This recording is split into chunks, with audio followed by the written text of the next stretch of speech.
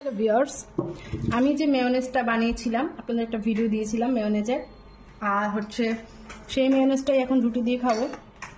এবং আমার তো মজাই লাগছে, তারপরে আরিফিনের কাছ থেকে রিভিউ নেব যে আসলে কেমন হয়েছে।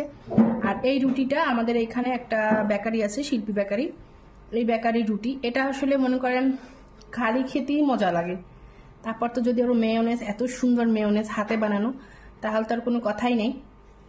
আর এই যে দেখেন না, এটা এটা আমাদের বাসায় একটা ছোট্ট কাক আছে, কাকটা ছিঁড়ে নিয়ে গেছে। আরিফিন, আরিফিন আসো, তোমার জন্য আমার দর্শকরা ওয়েট করছে, আসো রিভিউ দাও।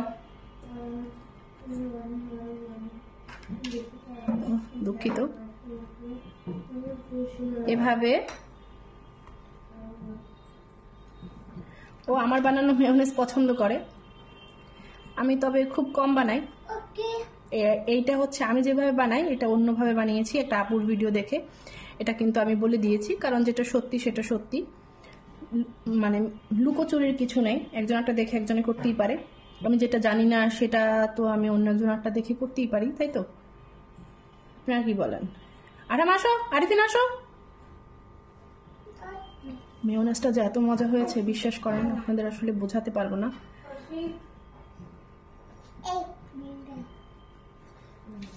বই নিয়ে আসছো কেন? খেয়ে যাও একবারে, বসো এখানে।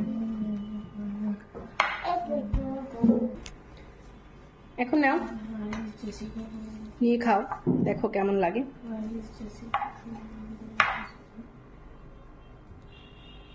এটা না, খাও, এটা খাও, খাও। তুমি কি একটু খেতে চাচ্ছ? আচ্ছা, তাহলে এটা খাও, নাও। খাবে না? বসে ওটা খাবে? আচ্ছা ঠিক আছে, এখন আমি একটু খেয়ে দেখি। এক কথা অসাধারণ, মেজারমেন্ট সবকিছু ঠিক আছে, জাস্ট ওয়াও।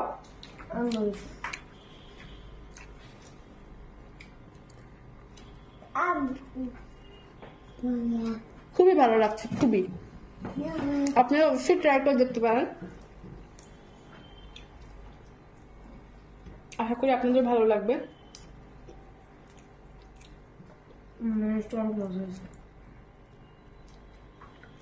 এটা তো বাচ্চাদের জন্য বানাইছি, যদি বড়দের জন্য বানান সেই ক্ষেত্রে কিন্তু আপনারা একটু কি বলে, কাঁচা মরিচ এবং একটু ধনিয়া পাতা দিবেন, আর ভালো লাগবে। ভালো থাকবেন, সুস্থ থাকবেন।